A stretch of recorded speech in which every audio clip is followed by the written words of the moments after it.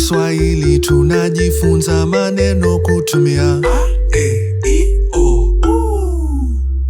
Kwa Kiswahili tunajifunza maneno kutumia a, e, i, o, u.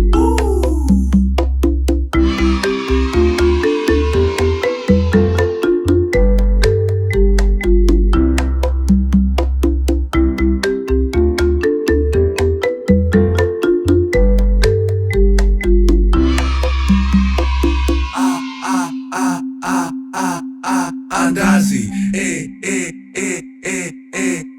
embe, imba, ona, ua, a, e, i, o, u. Kwa Kiswahili tunajifunza maneno kutumia a, e, i, o, u.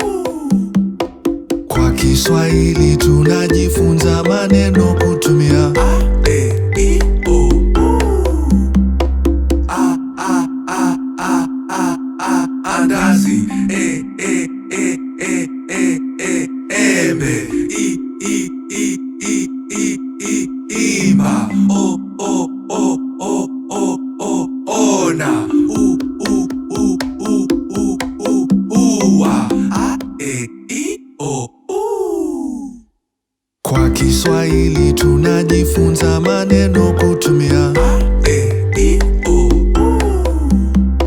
Kwa Kiswahili tunajifunza maneno kutumia a